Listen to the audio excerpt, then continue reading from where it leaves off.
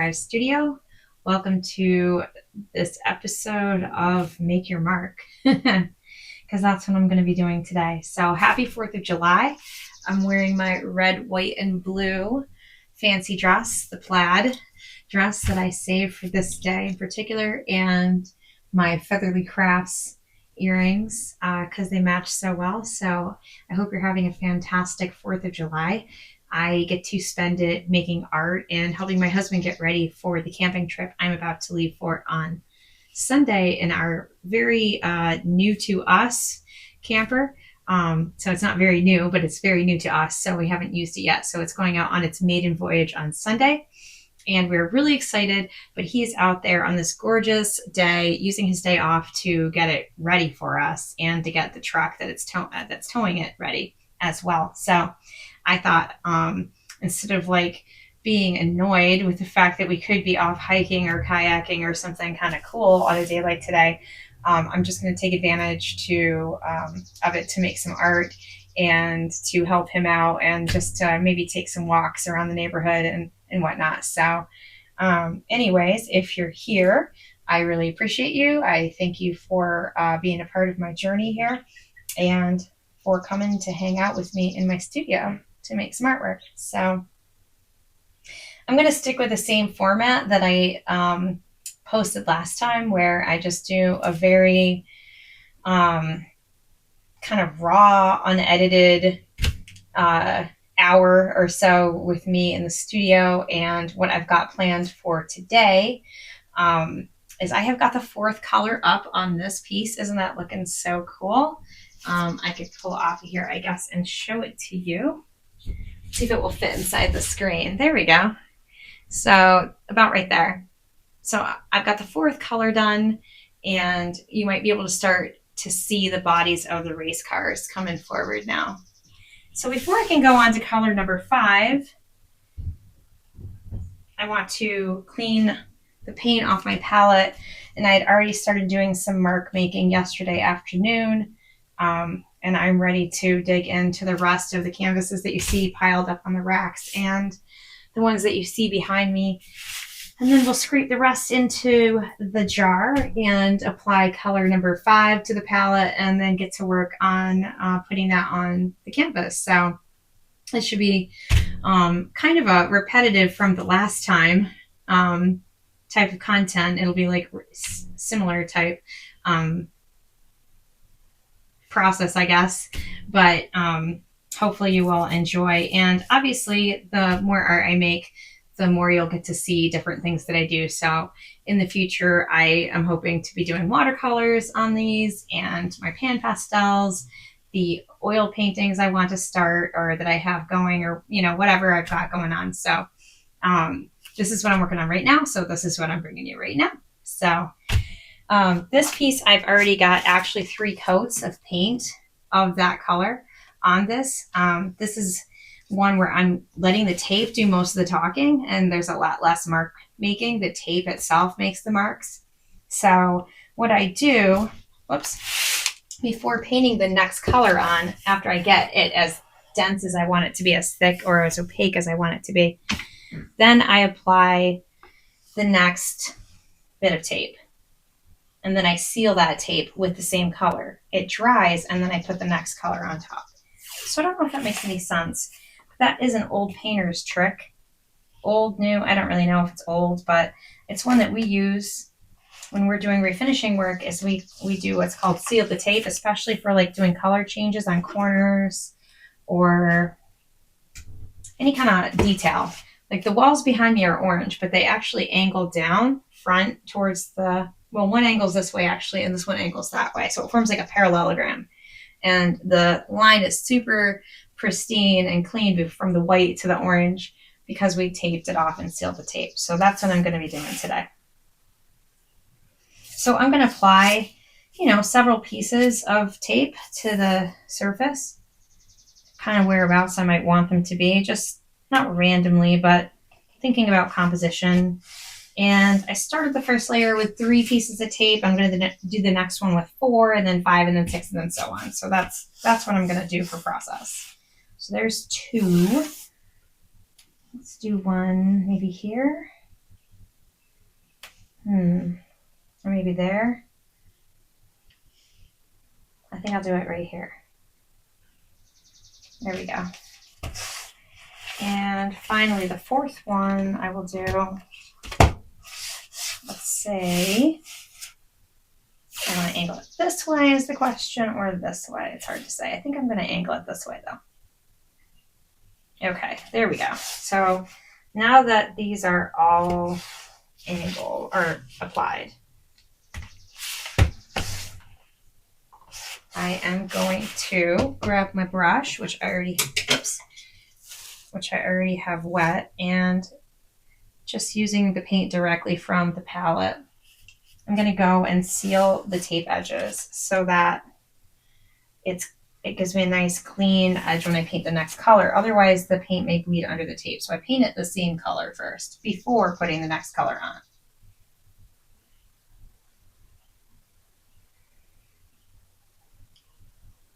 I just want to grab my water bottle because I have the windows open. For once, it's not ridiculously humid, freezing cold, or burning hot. Because in New York State, those are our extremes, freezing hot humidity or freezing cold humidity. But today we have actual like 75 degrees and no humidity. So it's a perfect hiking day. Maybe a little breezy for kayaking, but it would have been a nice day to be out and about on the 4th of July. But sometimes you got to do what you got to do. If we get this camper ready through, by Sunday, which is what the plan will be, then when we go on our personal camping trip, I'm going with the ladies of our church, by the way. So my maiden voyage is going to be with 4 other ladies from our church, because this thing sleeps like 6 or 8 people or something.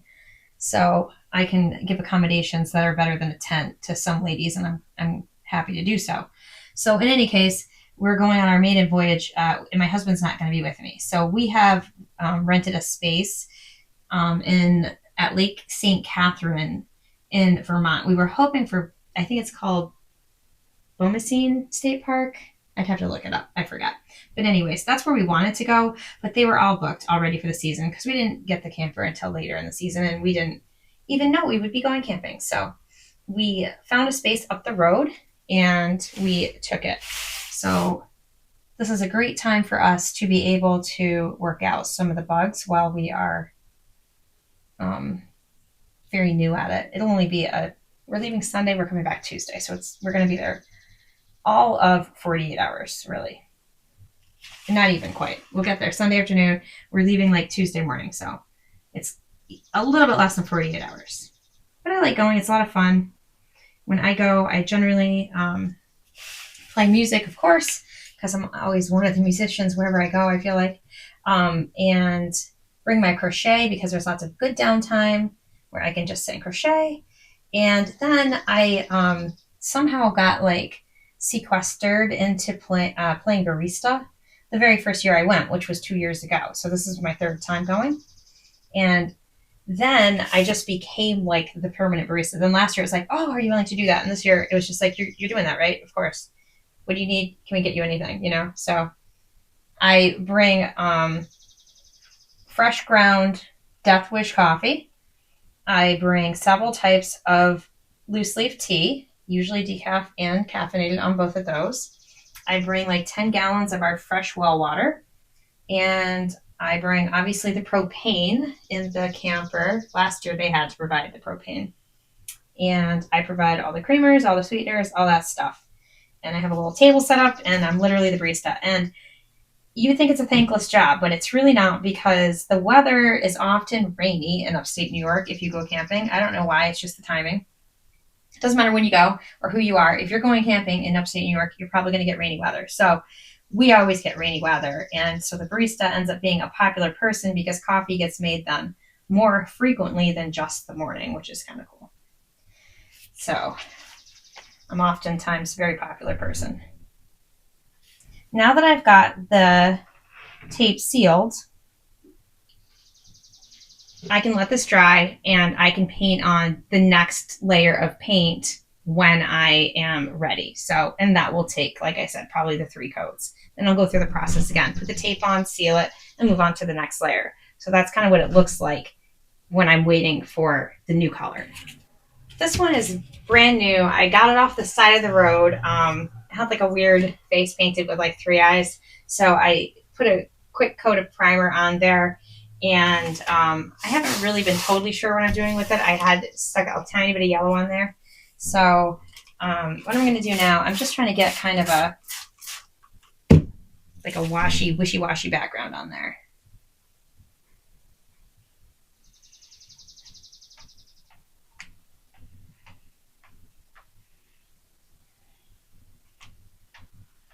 I'm going to splatter some paint.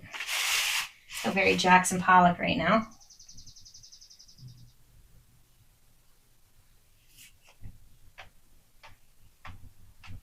Try to get some off the edge and in the middle and in different directions. And once I do that, then I'm going to add a little bit more water, and that'll help the paint to like disperse across the surface a little bit randomly, I guess. Can always add a little more if I want. I don't think that's enough.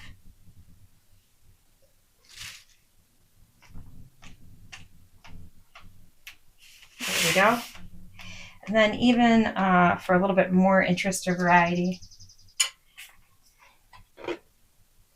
like move the canvas around and let the paint kind of flow into the water some. It'll take many, many layers of this effect to really get any depth to the paint. But I like creating several, like I like to make many, many layers because I feel like it just adds a lot of depth to the painting in just the background alone. And like acrylic paint sets down harder than watercolor paint, so you can get a much more concentrated effect when using it. So I just kind of keep going until I feel like I've got, I don't know, whatever I'm looking for. Not sure what I'm looking for. Your guess is as good as mine. But I'm going to go with that and just call that done for the moment. Let it set aside and dry. These always take forever to dry too because there's so much water on the canvas. So I sometimes will try to dump some off just to help speed along the process a little bit without losing too much of the color. These colors are so light though, it's hard to get, you know, a lot of concentration of color. There we go. I wasn't so happy with it. Once I said it was done, I was like, maybe it's not done. I think we'll go with that. You can actually see the colors. They've gotten like too muted. Okay, so this is why I cover my paper or my table with paper, because essentially this dries out pretty quickly. If I just like spread out the water, then this will dry out pretty quickly.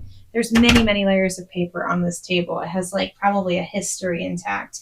I always hate changing the paper on my table because then I cover up like the history. Usually I would use brown craft paper and like write notes and make sketches, and my daughter will come home and draw pictures and all that sort of thing. So I have like layers and layers of activity on here. But I've been using black lately because I just think that's the latest craft paper roll that I got. So I like it as well. I think it's like camera friendly. So I'm not sure. This one probably should get changed out. It's getting pretty dirty. But anyways, I cover it with paper and it's already like halfway dry basically. So that will mop up a lot of the water that I use. So I want to add some marks to some of these other ones as well. I really love the contrast of complementary colors. So if you're familiar with your color wheel, if you're not, I'll give you a tiny color theory lesson. On the color wheel, red and green are complementary colors. They're opposite each other on the color wheel. And so what that does, it's not like a rule that you have to follow, but what it does is when you pair them next to one another, they visually pop in your brain. And so it will help your painting to visually pop if you pair them. You don't have to. It's not like you can't use red and orange in a painting. I have paintings that do just have red and orange, and visually they pop as well. But depending upon what I'm working on or what I'm doing, I do think about complements or analogous colors. Those are ones that are next to each other. Different color theories come into play. I've recently been thinking about warm and cool colors when I'm painting and what effects cool tones versus warm tones have. And I had never really given that much thought because, like, that's kind of an Avon thought to me. My grandmother sold Avon, my mom sold Avon. And I remember, like, you had the little color chart for the makeup, and you were only supposed to wear cool colors if you were cool skin, and you're only supposed to wear warm colors if you were warm skin or whatever. Certain people can't wear orange, certain people can't wear yellow. You know, some people should wear blue. I don't really know much about that. I just wear what I find on the side of the road mostly. I'm not kidding. Maybe $1. I spent $1 on this dress last summer, so I just go with what I can find. But as far as my paintings go, I can take that same color theory and apply it to my paintings, and you know, then they have more visual impact than if I wasn't using color theory. And color theory comes in handy whether you're working with paint, whether you're doing your wardrobe, or whether you're working with yarn or whatever medium you're working in. That color theory will play a big role. So if you're struggling to, you know, work with color, I encourage you to study up on some color theory because it can be really effective in creating artwork or pieces, whatever you do, fiber arts even, that visually pop. This is a similar process to this one, although this one has a lot less layers, as you can see. So this one did start off as a white canvas. I put many layers on it, then I started to add tape. And so I'm kind of in that first layer of tape, and I'm just adding many layers to the top of this layer of tape, and then I'll add more tape, and I'll just continue and proceed. So when someone asks me, like, how many layers does this take? I don't know exactly because there's probably 20 layers on here before I even stuck the first bit of tape on there, and then I've got to put many, many layers before I can stick the next layer of tape, and many layers after that, and many layers after that. So it's a slow process, but that's why I have so many of them going, because I work on each one, as you can see, for like maybe a couple minutes at a shot, put them all away. So it's like 45 minutes worth of work to get through all of them, because I have like 45 of them. But I could just sit and do one in 45 minutes, I guess. But instead I work them all at the same time, and then I've got like kind of a cohesive body of work by the end of it all. So that's the goal. I'm in process. If you're wondering what I'm doing with all these paintings and why am I doing all these, it's because I'm trying to create a cohesive body of work that I can do some shows with. So I was supposed to have done it like last year, but stuff happened and I got distracted. So I'm doing it now as best I can, in between other things like camping trips and playing music and crochet pattern tests, and even right now writing a crochet pattern. All right, so I'm gonna let that one kind of sit up like that. I want to get a little bit on the edges. The edges are a little bit sparse, so I just want to make sure I grab the edges a little bit here.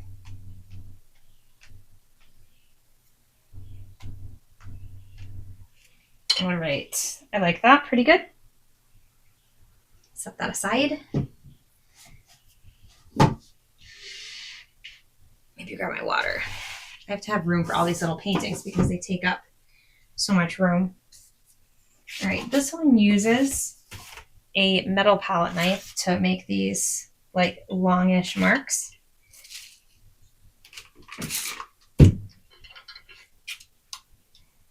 So I'm just going to pull out a little bit of my paint. I try to keep some of it, if you recall, if you saw my other video or if you've been on my live streams, you'll hear me say like I'm trying to save some of it for touch-ups.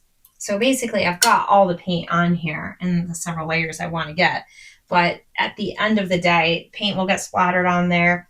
The bottom edge will get like scuffed up. So I need to have some paint for touch-ups. All right, I learned that hard lesson early on when I was doing these big paintings. So now I always have paint for touch-ups, but I can use most of it, save some of it in its original jar, and then go back to using, I want a lot of paint on it, my goodness, and then go back to using the rest of it when I feel confident that the painting is like really actually good to go.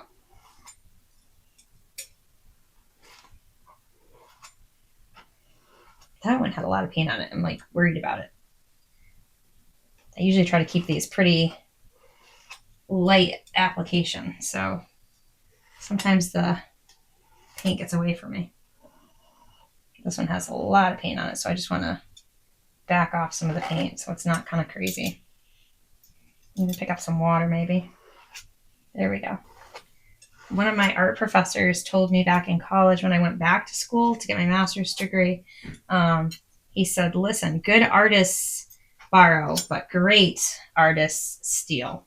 And that really stuck with me. And so I've always thought about that. And I do try not to directly steal people, but no idea is actually original. It's originality is a highly overrated concept, and it's not a thing. Like, we've all been around for a while now. And whether you believe one model of the earth versus another, it's all been done before. It doesn't matter how you believe we all got to be here.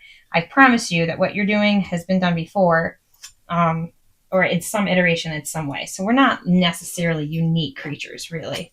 We just think we are. That looks kind of cool. I dig that. So I'm going to go with that. It looks very Mardi Gras to me at this point. So we'll see how it turns out once I get all the colors on there. This one missed a couple of the lighter colors, which makes me sad, but that's okay. I'm still going to add subsequent layers and see what happens. And when I break out the paint a second time, once I finish the painting, I can go back in with those other colors if I feel like it needs it. It might not. I don't know. Right now it needs a lot. It needs a lot of paint right now.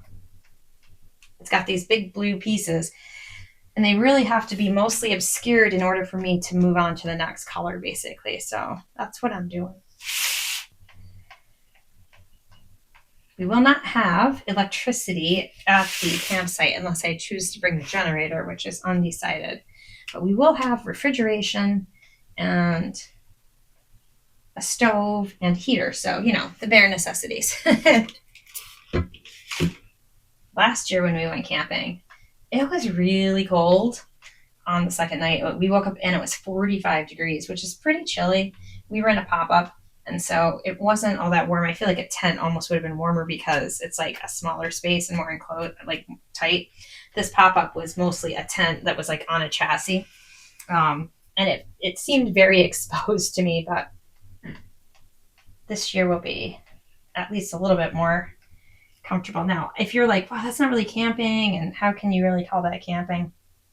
You're not wrong. I've never really been camping. I'm not a camping person, and I only started going 2 years ago because of the church, basically.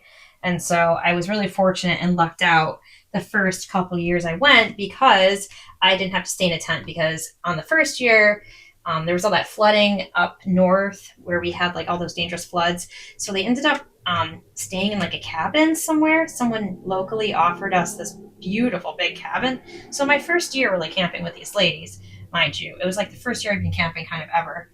And I didn't know them. We'd only been going to the church for like weeks. So that's why I've only been going a few years.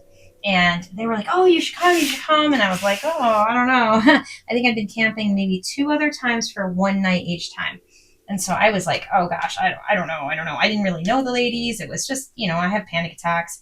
But I ended up going, and we stayed in this house, which was gorgeous, this cabin, big, huge cabin. And I was by myself, so no one bunked with me because I was new. And it wasn't like they didn't want to bunk with me. It's just like they had all paired up and knew their buddies and everything. So they're like, oh, you can have the room upstairs. You know, the other person who's coming isn't coming till tomorrow, so you'll have the room by yourself the first night. And I was like, oh, okay, that's cool. Well, it was the only room in the cabin that had air conditioning. It did pour the whole time we were there, so it was really nice that we were able to get in and out of the rain as it came and went. So last year, I was like, well, I won't be able to top that. There's no way I'll be able to top that because, you know, we're not going to be in the same cabin. They're going to want to camp at a campsite like they normally do. So the organizers of the event were like, well, we're thinking of maybe trying to rent a camper. And I'm like, listen, if you do, then I'll go in with you and I'll go on the trip with you. So they were like, oh, okay, cool. Well, trying to rent a camper was like a lot of money. So they found out, though, from the Navy supply place that they could rent a pop-up for like $45 for the weekend. And it actually slept 5 people, which seemed crazy. But it was dry. It was up off the ground. So we did it. And it was like the crappiest pop-up I'd ever seen. And I had to like use painter's tape to like tape the door shut at night and stuff. It was really, really janky. But it made the camping experience actually so much better. Like my husband and I towed it. We have the truck and we had cleaned it out. We had made it homey. We had hung like LED lights and we just made it really homey. And I was like, wow, wait, I could see doing this. So my husband, who has like been opposed to RVs from day one, like he helps me with this little pop-up last year and he falls in love with the idea of like some kind of camper.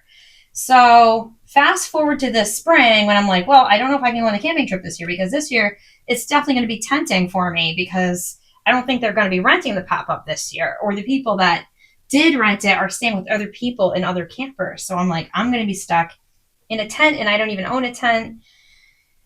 So anyways, my husband's like, down the road from where I work, there's been this camper for sale like since last year.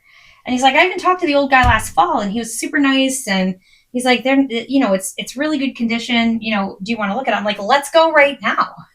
So we did. And literally within like a half an hour, we went to the bank, we got money, we had bought the camper. So I'm pretty excited. It's not brand new. It's like a 2002 Jayco 26 foot. So it's good sized. And I was thinking, hey, it's older. So what I want to do is be able to gut it, which I'm not doing before this trip, obviously, but keep the bedroom area intact and then gut the rest and make like a roving studio is kind of what we're hoping to do. So while it's still a fully fledged like sleeping camper that sleeps 6 people, I'll use it for this trip. And then next year, well, it might just be me and one other person staying in it, but we'll see. So what he's doing now is he's doing things like replacing the hitch on the truck and the tie rods, which are bad, and the propane tanks needed to be bigger and switched out and all that good stuff. So there's that layer of that. Sometimes this goes slower than not. Now this guy is cool. I use this like squishy thing I think at the dollar store, Five Below, I'm not sure. And it makes really neat looking marks on here. So I just want to get some on here because I missed the last 2 colors and that makes me sad. I want to make sure I get a nice application of the whole palette that I'm using on this painting. All the little mini abstracts then sort of like coordinate, I guess, with the big painting. And it's not like they have to go together, but it makes for like a nice presentation of my work if things kind of like coordinate, if that makes any sense. That's just like anything in life though, All right. See, that one is like really quick. So that one is that. Little bug on my face. This one could almost be ready for another layer of tape, in fact. So I'm going to see what that looks like in a little bit here. Let me put this one up on the rack and get it out of the way. Spin these around. Okay, so now let's do this one. This one takes the plastic palette knife. I'm going to drag a little bit more paint out, thin it out some. And this I'm just like kind of smearing the paint with my palette knife across the surface. This one's nearly ready just for the next layer of line work, but I thought it'd be cool to get some of this green on here. I just like it and I want to get a little bit more coverage on this. Not a lot though. Sometimes I go crazy with the color and sometimes I don't. It just depends on what I'm feeling. I try to let the piece like talk to me and tell me what it's looking for, as weird as that may sound, but that way it's like much more organic. I don't really go into it with a whole lot of thought, a whole lot of planning. It's so different than like a watercolor painting, which has tons of planning and tons of thought. When people tell me like, oh, I think watercolors are really hard to do because I just feel like I'm so out of control. I feel like they're the most controlled medium that I do, just about. So I really like watercolors because I feel like I can control them. So I'll be excited to share some of my watercolor process with you. Once I get this painting off the easel, I'll feel like I can call it quits for the acrylics for a little bit and get back to work on some other things I had been doing. But I really want to get this thing off the easel because it's kind of like driving me crazy. It's been there for a bit. So some of them I have to like let them lie flat for a little bit. I have these 3. Let me move this. These get done last. I use the plastic from here to put on here. So I do them last always. Let's see. What do I want to use for this? Let's go with this shape here. The race car shape, the racetrack shape. Reminiscent of a racetrack and appropriate since we got the race cars on the easel. I don't know how many marks I'll make, just a couple here and there across the surface, I guess. I try to like vary up my marks and like whether I'm on the edge or off the edge or whatever. There we go. So let's grab the other two. I'm trying to make like a triptych, I guess. Not that one that continues like one into the other, but just like ones that kind of go together. So that was the idea with this one. Not sure if that makes any sense. So not like a true triptych, I guess, but one that where they clearly belong together, I guess. So we'll see if that works out. I have no idea. I don't know. I don't really know what I'm doing. This is all experimental playtime for me, which is all these paintings really are. I'm making like what I call my big serious paintings, my statement pieces or whatever you want to call them. And then these are just playtime because I don't want to waste the paint and they're really fun and I don't have to be so planned and pristine. Like this thing takes forever to plan and execute and to do. So if you tell me like, wow, that looks like a giant paint by numbers, I'm going to say it is, and it's incredibly challenging to execute. So you go right ahead if you think you can. I like go ahead. I have no competitive spirit in me, you know, in that way. I have no worries of someone trying to do what I do. It doesn't matter to me. You'll probably like say, why would you do it this way and not want to continue? So my way isn't the best way. It's just my way. It's a way that works for me. And I wouldn't say that you should like necessarily take any advice from me. But I can tell you why I do what I do and let you join that journey. So this one I had done a tape reveal last week and I kind of hated it, or in a live, I think. So I just ripped all the tape off and now it's become a background for the next layers, I guess. So that's where I'm at with this one. I'm not exactly super thrilled with it, which is a bit disappointing, but I'm just trying to not let that affect me. I've been stuck on the same like shapes lately. Let's see about this little circle. How about this? Oh, that's glass on glass. I don't know if I like that.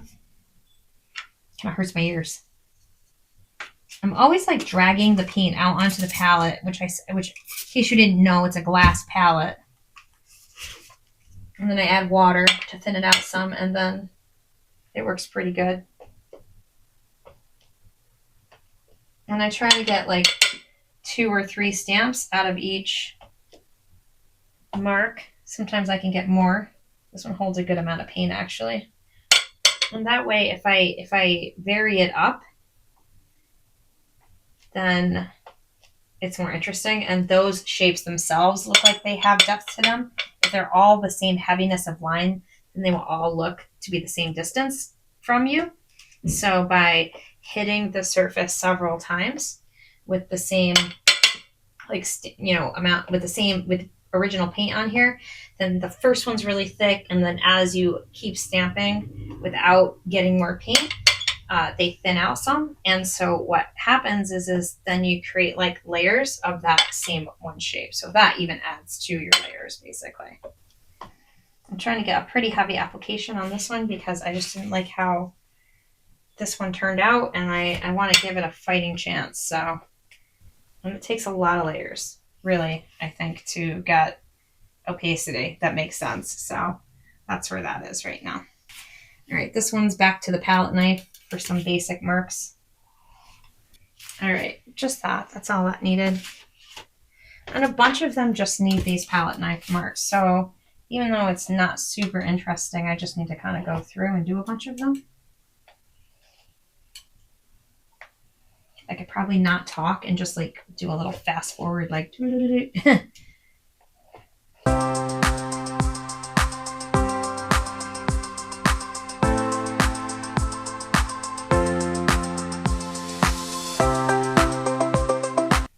does feel like it takes a lot of endurance to get through the whole pile. So I try to not add to the pile, but Like I said, I get free canvases or something just seems like ready to go, and then I can't resist starting another one, and I end up starting more than I end up finishing, but I do have a bunch finished.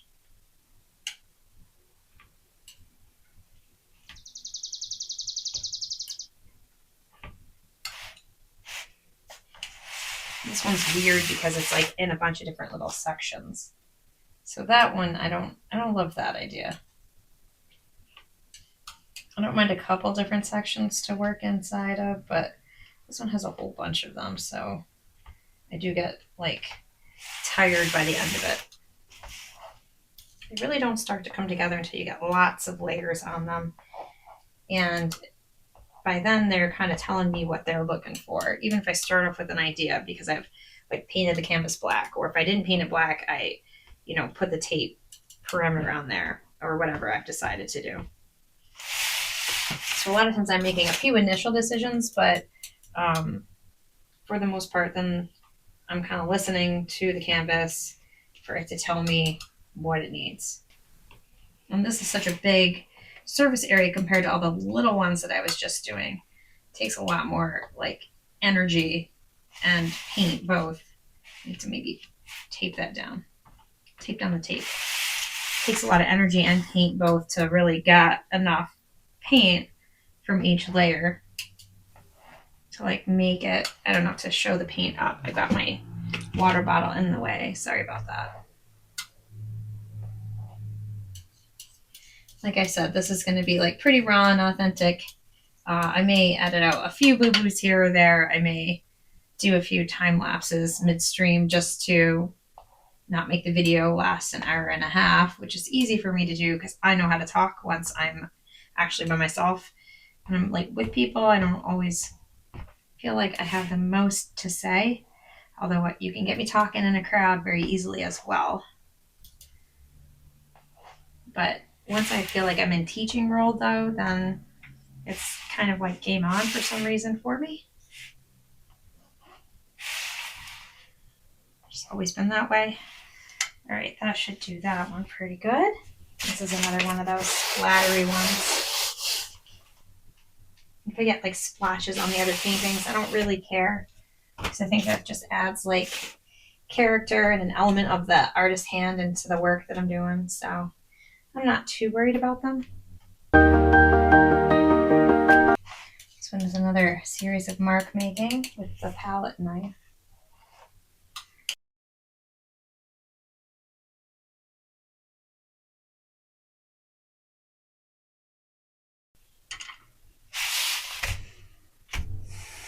Okay, well, that is all of the abstract minis that I dare do because after that I'll run out of paint and I won't have any left for touch-ups. So what I want to do is clean the palette, get the plastics off, and move on to color number 5 on the actual painting. So let's do that. Grab what is left of color number 4, or at least just, oh, I have some more actually, I guess. I guess I have enough where I could do more, but that is really good for now. That was a lot. Okay, there we go. Put that on nice and tight. Now I'm going to pull these off and see what we got. That's cool. Sometimes the paint like creates little wisps. I could even reuse that one. So there's that one. And here's that one. That one's really faint. So I almost want to be like more heavy-handed maybe with this one this time. So I'm going to grab, actually got a good amount of paint left. I could probably have, okay, before I do that, there's a lot of paint on that. I'm going to stamp this one real quick. So like I said, unedited, uncut, and truly probably all of what I'm doing is just one big mistake. But let's do this little guy on here. He's so much fun to play with. Whoops. There we go. So let's grab some of this. Start to make some marks on this. So this has gone unattended for several runs. So I'm gonna use this one on it and see what I see. See what there's to see.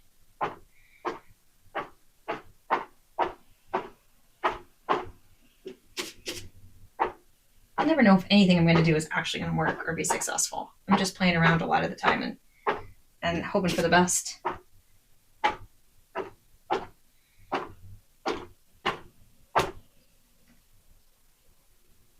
Looks all right. Okay, there we go. Perfect.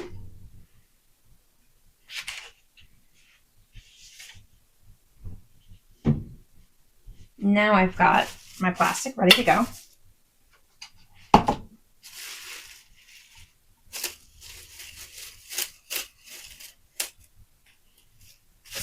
going to pick up the rest of it on this one.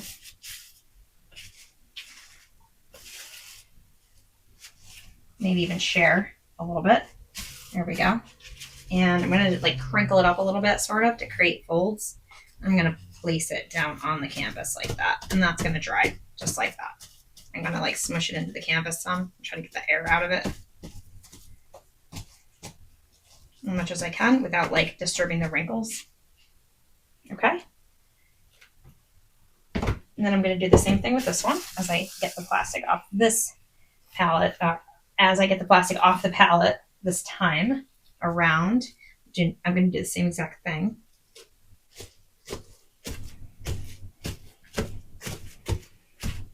Press it down and just leave it to dry. And then I'm going to spray with water, my hand even. Grab my reusable paper towel. It's not exactly reusable, but I use it many times. So scrape my paint off and just wipe it up. Get all the old color off. I'll spray it with some water. And grab some fresh plastic wrap, which is right here. Of course, I moved it, so I lost it.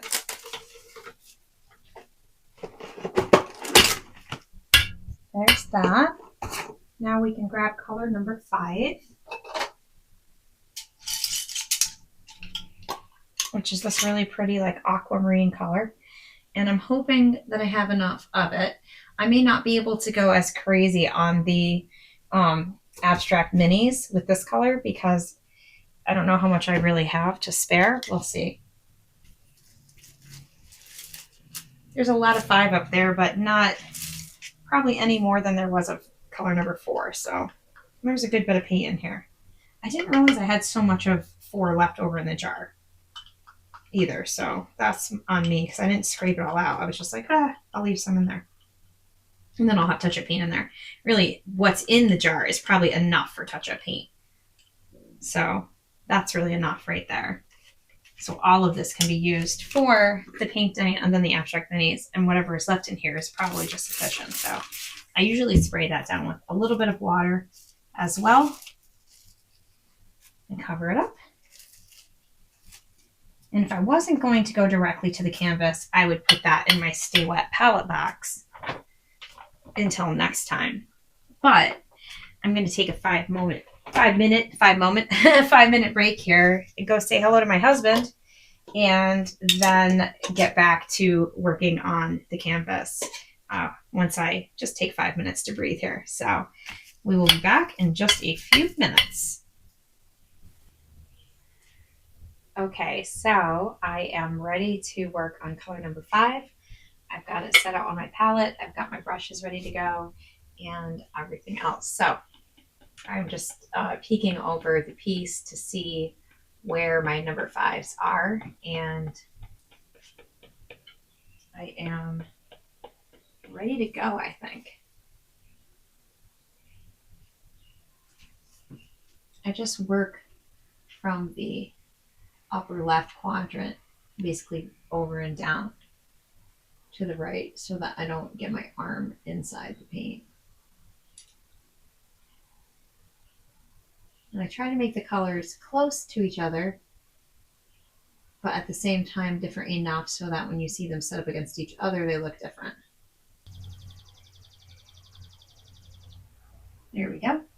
And right now they look really close together in color. But once I get the several layers together, then, the several layers put on there, then it starts to differentiate itself. And then when I actually delineate them with the black, then it even becomes more apparent. But when the paint is wet, it's actually a very similar color to the previous layer, usually, in all the paintings I do, actually. And they'll be hard to tell apart until it dries. And usually until you get at least the second coat on there. I think I gotta go with a smaller brush for this little spot here. It's really beautiful out on this 4th of July. It's a little bit challenging to be inside the studio working on this, but I'm going to give this another maybe 10 minutes or so. And it will probably take me longer than 10 minutes to finish all these sections, but I will probably just be, I'll probably just record another 10 minutes or so. And then I may step outside for a little bit because it is so nice outside. But I did want to see what this looked like because I'm excited always when it comes time for the next color. I'm always really excited to see what that looks like. Like I said, I paint over the top. Actually, let me grab a bigger brush for that. I continue the painting around the edges.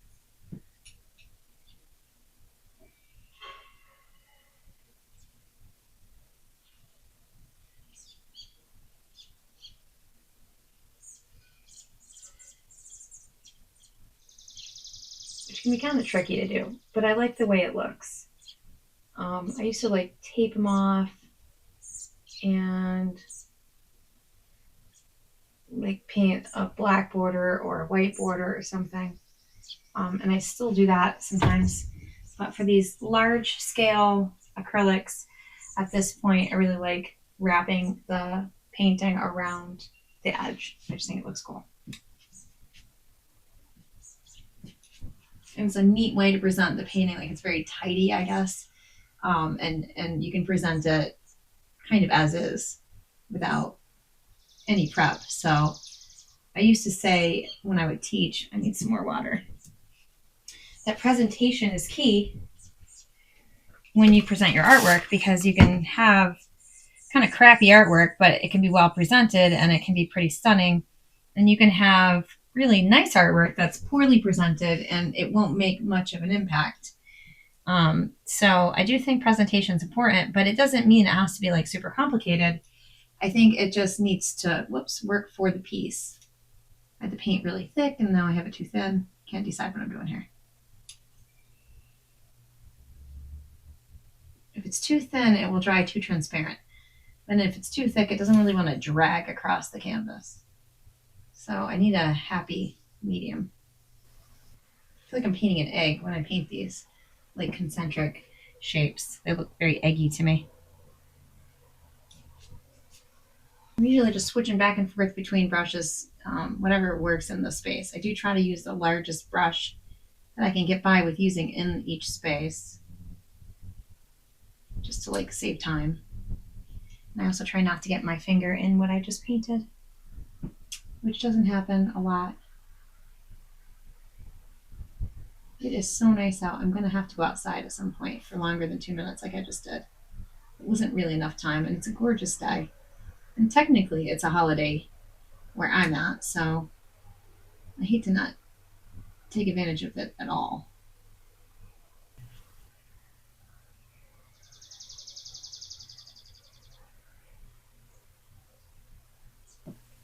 I've got like 4 different paintbrushes loaded up with paint here so I can go back and forth quickly. And I don't even put them in water. I just let them sit under the plastic and hang out until I'm ready for them.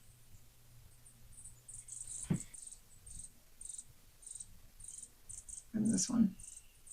Let's see, this one, little guy up here.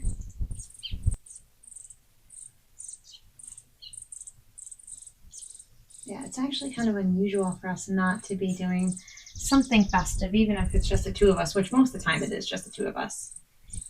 We don't really end up spending a ton of time with other people outside of like church people, but I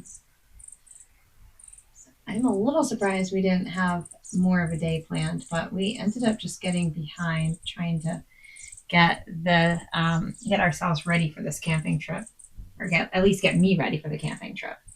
So you really can't tow a 26-foot trailer. I don't know what it is, an hour and a half or something from the house for and get ready for a camping weekend in 5 minutes. So unfortunately, we're stuck trying to do something about that.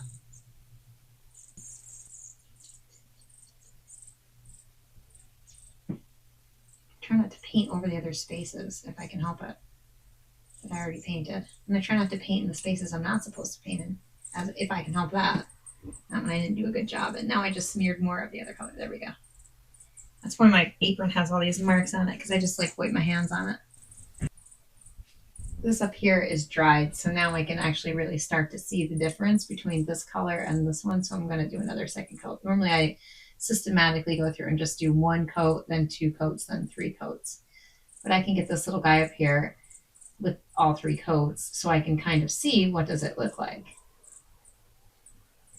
next to the other color, which it's encompassing. And then I can, compare notes basically between the two colors once they're dry. Let me do that just for one or two, so I can really gauge like what the colors are doing. I mean, it's pre-mixed and I've tested it out on a palette in advance, or like a scrap, scrap canvas or whatever. But it's hard to tell sometimes until it's on the actual canvas whether or not it works against the other color. And I've actually had to like stop and redo a color entirely from scratch because I put it up there and I hated it. And I was like, that doesn't work. It may have worked in the test swatches, but it's not working for me now. So that does happen. So a lot of times I will pick one spot that is adjacent to like the previous color essentially, and let it get a full, 3 coats on it so that I can see the contrast and what it looks like adjacent to the other color before I've gone through and like done the whole entire canvas. Once the shapes start getting like bigger, this number 5 here is like very encompassing. It goes all the way around, so it can be tricky to paint them too because they get pretty meandering.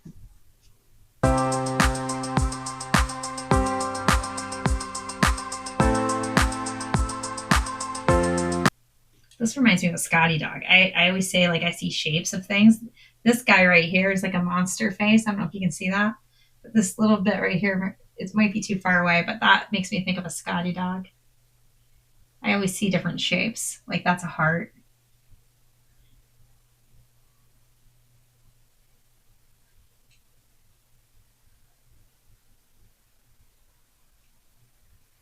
This is the end of that one shape, and so I've got to be honest with you, it is just a little bit too much on my mentality here, on my morale, to stay inside on this amazing 4th of July.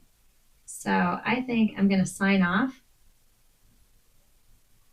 for today and call this particular episode of Make Your Mark, which is just today's title. I'll change it for next week. We're going to call this episode done. So thank you so much for being with me. If you stayed this whole time, that's amazing. I really appreciate you. They say like, subscribe, share, all that stuff. So if you feel like doing that, that's great. If you have better things to do, I don't really blame you. So happy 4th of July. I hope you have a really fantastic weekend, and I will see you next time. Jenni Lee, Black Vibe Studio, out.